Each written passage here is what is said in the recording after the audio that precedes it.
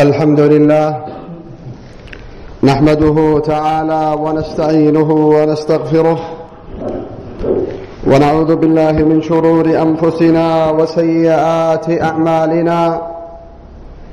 من يهده الله فلا مضل له ومن يضلل فلا هادي له، وأشهد أن لا إله إلا الله وحده لا شريك له، وأشهد أن محمدًا عبده ورسوله. يا أيها الذين آمنوا اتقوا الله حق تقاته ولا تموتن إلا وأنتم مسلمون. يا أيها الناس اتقوا ربكم الذي خلقكم من نفس واحدة وخلق منها زوجها وبث منهما رجالا كثيرا ونساء، واتقوا الله الذي تساءلون به والأرحام إن الله كان عليكم رقيبا.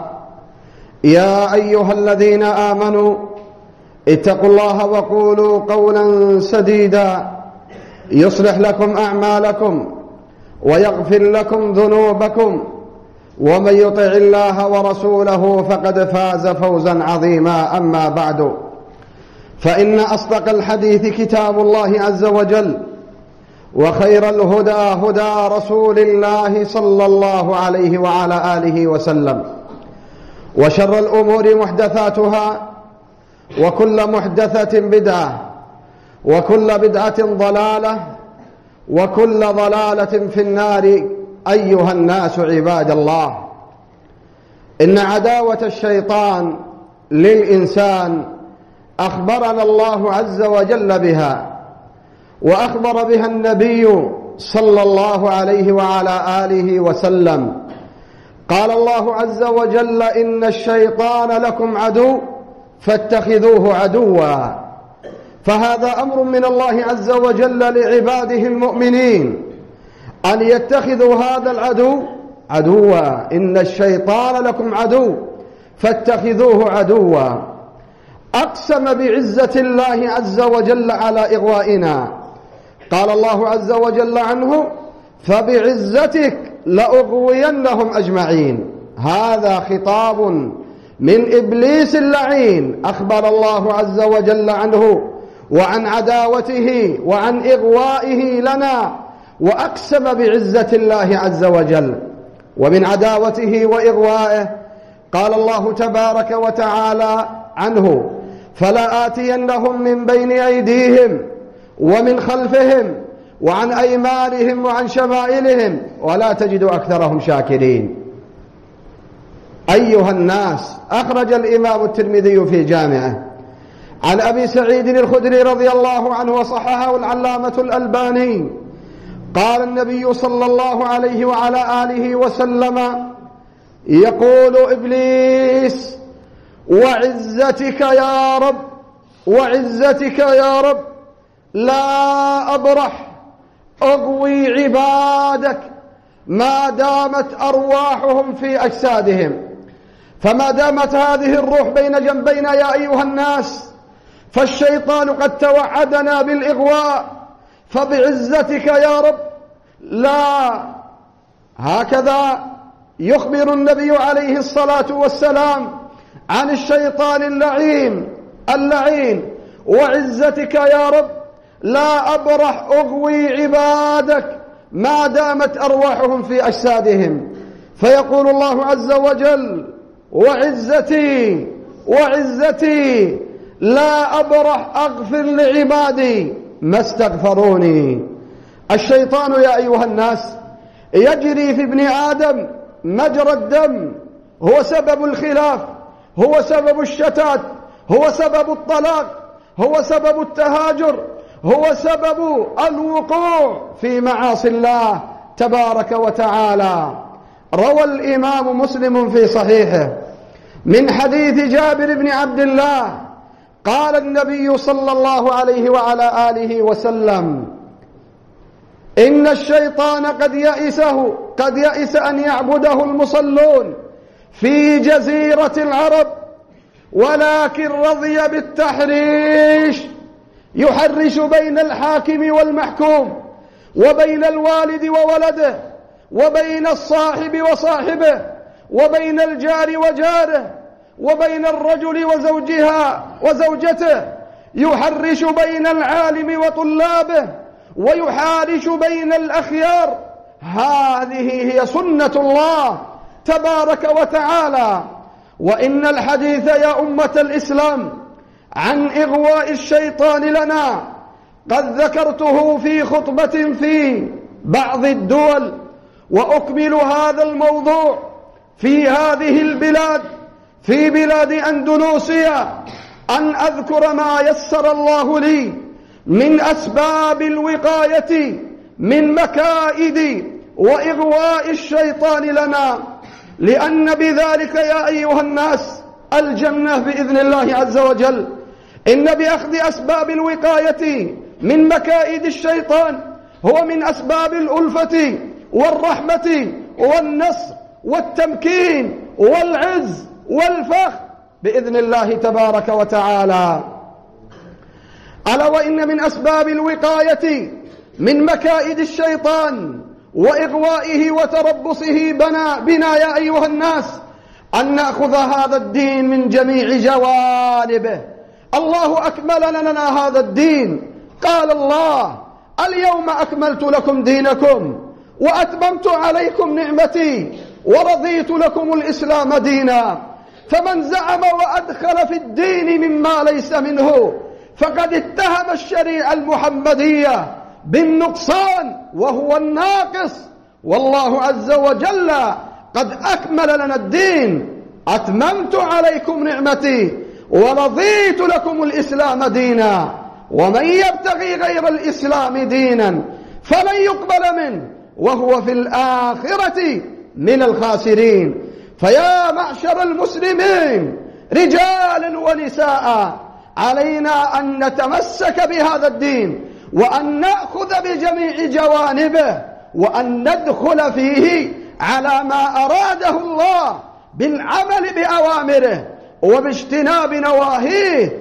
قال الله عز وجل في سبب الوقاية من الشيطان: يا أيها الذين آمنوا ادخلوا في السلم كافة، ادخلوا في الإسلام كافة، ولا تتبعوا خطوات الشيطان. فمن أخذ بعض الدين كاليهود أو النصارى يأخذون ما يوافق العقول وما تنكره تلك العقول الفاسدة، فإنهم يردون أدلة الوحيين، أدلة الكتاب والسنة، الكتاب والسنة. وأما المسلم المؤمن الموحد فإنه يأخذ بجميع ما أراده الله تبارك وتعالى. نداء للمؤمنين والمؤمنات: يا أيها الذين آمنوا ادخلوا في السلم كافة، أي خذوا هذا الدين من جميع جوانبه ولا تتبعوا خطوات الشيطان، لأن باتباع خطوات الشيطان الضلال والهلكة والبعد عن رحمة الله تبارك وتعالى. السبب الثاني من أسباب الوقاية من الشيطان ومن أسباب العون من الله عز وجل في النصر الدعاء لأبنائنا. فادعوا لأبنائكم وادعوا لبناتكم بالصلاح، بالتوفيق، بالسداد، بأن يجنبهم الله عز وجل الشيطان. وإذا سلم الأولاد من شياطين الجن والإنس فإنهم في عز وفي تربية سليمة وفي تربية سلفية نيرة بإذن الله عز وجل. قال الله عز وجل في كتابه الكريم: هذا دليل الذي ذكرناه ما يتعلق بدعاء الآباء لأبنائهم. قال الله: إذ قالت امرأة عمران رب إني نذرت لك ما في بطني محررا فتقبل مني إنك أنت السميع العليم. فلما وضعتها قالت رب إني وضعتها أنثى والله أعلم بما وضعت وليس الذكر كالأنثى وإني سميتها مريم وإني أعيذها بك وذريتها من الشيطان الرجيم. دعاء ندعو لأبنائنا أن يجنبهم الله عز وجل شياطين الجن أو الإنس. نعم، وإني أعيذها بك وذريتها من الشيطان الرجيم، فاستجاب الله عز وجل لدعائها. أيها الناس عباد الله، إن من أسباب الوقاية من مكائد الشيطان ومن أسباب الفرقة وهكذا يا أيها الناس الاختلاف لهو بالرجوع إلى العلماء الناصحين، بالرجوع إلى أهل الخبرة، فاسألوا أهل الذكر إن كنتم لا تعلمون. فالله عز وجل يأمرنا بالرجوع إلى العلماء، وأخص بالذكر عند النوازل، فالنازلة لها العلماء.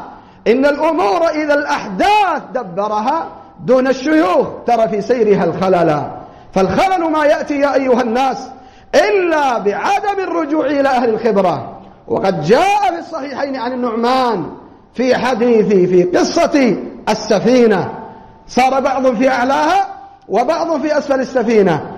كان الذين في أسفل السفينة إذا استقوا طلبوا الماء مروا على الذين في على السفينة، قالوا لو أن خرقنا في نصيبنا ولم نؤذي من فوقنا. هو الاستحسان، عدم القول على ببصيرة.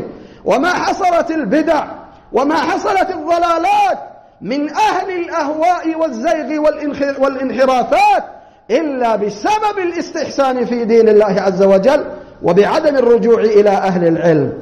أما المسلم الموحد فإنه هو الذي ينقاد. قال الله سبحانه في كتابه الكريم: وإذا جاءهم أمر من الأمن أو الخوف أذاعوا به. ذاعوه مسألة من المسائل تتعلق بأمور الدنيا أو بأمور الدين، أذاعوا به، ولو ردوه إلى الله ورسوله لعلمه الذين يستنبطونه منهم، ولولا فضل الله عليكم ورحمته برجوعكم إلى أهل العلم. نعم يا أيها الناس، لاتبعتم الشيطان إلا قليلا.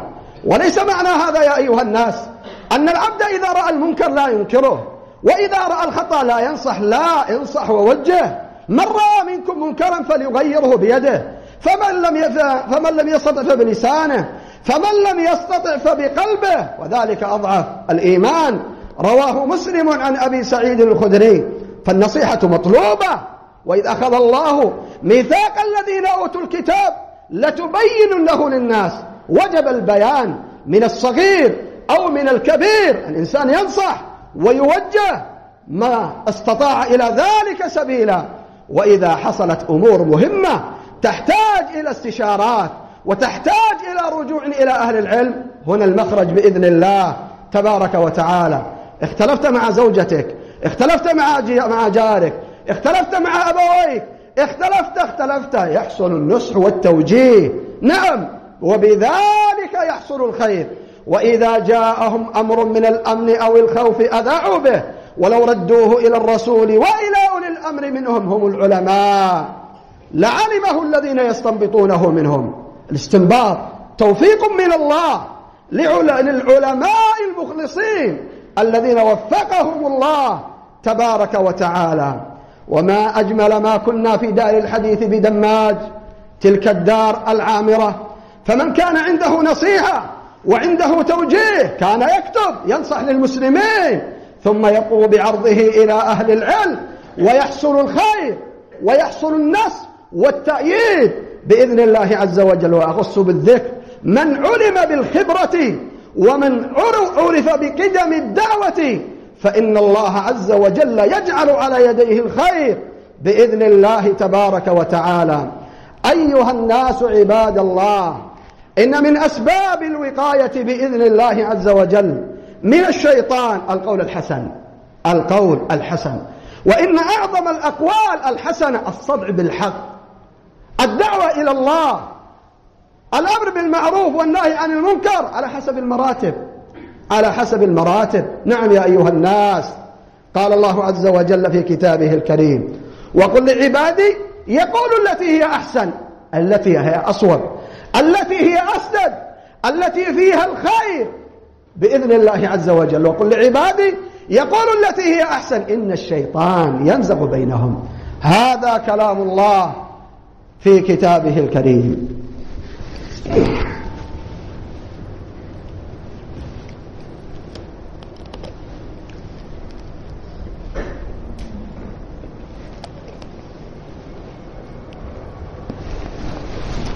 الحمد لله، وصلى الله وسلم على محمد وعلى آله وصحبه وسلم تسليما مزيدا إلى يوم الدين. أيها الناس، إن من العواصم، من القواصم، من مكائد الشيطان وإغوائه لنا يا أيها الناس الاجتماع على الخير والهدى، بإزالة الشر وإبقاء الخير، بدوام المودة وببعد أسباب الاختلاف والافتراق. وقد جاء عند بعض أهل السنن عن وحشي بن حرب رضي الله عنه قالوا: يا رسول الله، إنا نأكل ولا نشبع، إنا نأكل ولا نشبع.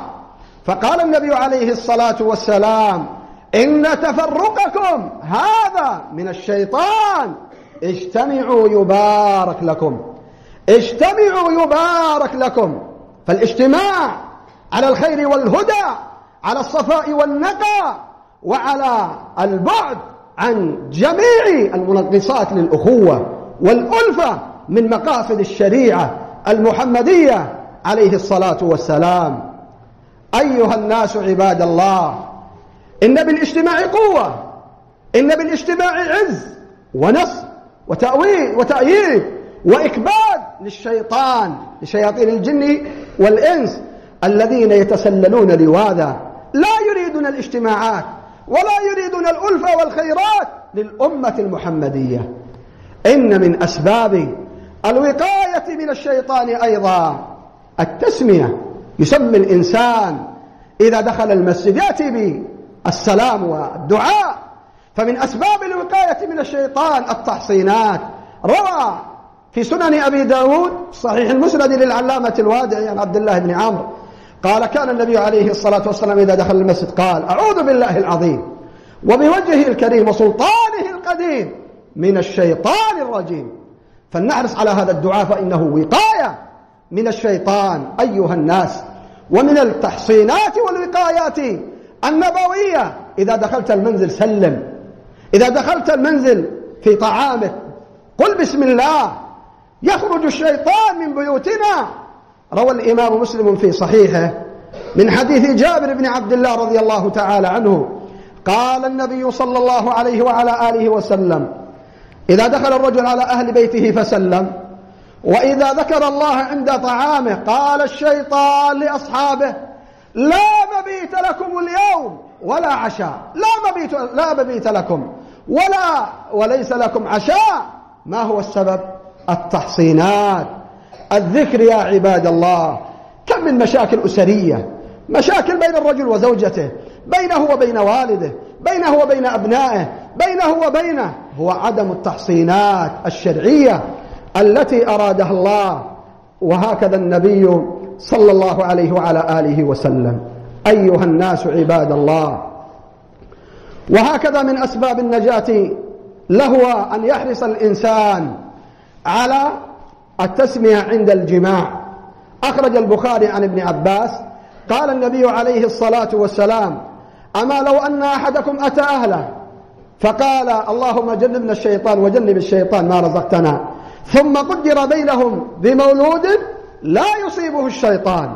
هذا تحصين من نبينا صلى الله عليه وعلى آله وسلم لهذه الأمة. أيها الناس، إن من أسباب الوقاية من الشيطان الصلاة. من أسباب الوقاية من الشيطان لهو بذكر الله عز وجل.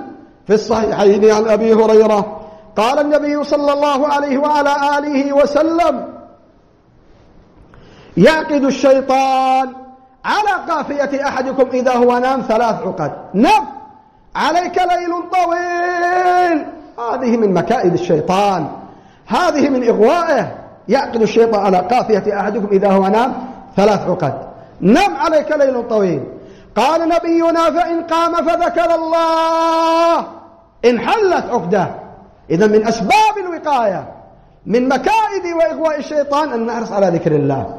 قال فإن قام فتوضأ انحلت العقدة الثانية، وإن قام صلى الوتر وصلى الفجر في جماعة انحلت العقدة الثانية والثالثة. قال ثم يصبح نشيطا طيب النفس في أقواله في فعاله في كل شؤونه، لأنه اتصل برب العالمين بأكرم الأكرمين بأرحم الراحمين، فأعطاه الله عز وجل السعادة بإذن الله تبارك وتعالى. أيها الناس، إن من أسباب الوقاية من الشيطان البعد عن أهل الأهواء، البعد عن مساجدهم، البعد عن النزول والتكثير بهم، البعد عن مخالطتهم أو مؤاكلتهم أو مشاربتهم. نعم يا عباد، لا يجوز ذلك. السني ينزل عند إخوانه أهل السنة، لا ينزل عند أصحاب الفرقة أبدا أبدا. لابد من التميز في الدعوة. كان يقول الإمام الوادعي رحمه الله: ما نصر الله الدعوة في هذه البلاد، دعوة أهل السنة، إلا بالتميز. فإذا تميز الإنسان في دعوته وآوى إلى إخوانه وإخوانه يؤوون إليه، بذلك الخير والألفة. ولذلك جاء من حديث ابن مسعود عند أبي داود صحيح المسند أيضا، قال النبي عليه الصلاة قال خط لنا النبي صلى الله عليه وسلم خطا مستقيما وخط على جانبتيه خطوطا. قال النبي: هذا سبيل الله، طريقة واحدة. دعوة أهل السنة سبيل واحد، طريق واحد، منهج واحد أبدا. الذي يريد أن يجمع بين أهل البدع وبين أهل السنة هذا جاهل، يحتاج إلى أن يتعلم وأن يقرأ وأن يدرس بدايات العلوم. نعم يا عباد الله، أفنجعل المسلمين كالمجرمين؟ ما لكم كيف تحكمون؟ نعم. ثم بعد ذلك قال النبي عليه الصلاة والسلام: هذا سبيل الله، وعلى كل سبيل شيطان. هذا يحذرنا النبي ألا نتبع خطوات الشيطان. وهكذا شعوبات أهل البدع والضلالات والانحرافات، ربما يعطوك الكلام الطيب ويعطونك الكلمات ويعطونك وهم لا يريدون بك خيرا، في زخرف القول تزيل لباطله، والحق قد يعتريه سوء تعبيره. تقول هذا مجاج النحل تمدحه، وإن شئت قلت هذا قي الزنابير. وقال النبي: إن من البيان لسحرا. فالحذر كل الحذر يا أيها الناس، والتميز التميز في الدعوة. ما تقوى الدعوة بحمد الله إلا بالتميز. هذه نصيحة لي ولسائر المسلمين ولسائر أهل السنة في سائر هذه الدنيا، والثبات من الله سبحانه وتعالى. نسأل الله أن يثبتنا على دينه وأن يبعد عنا كل شر وفتنة، والحمد لله رب العالمين.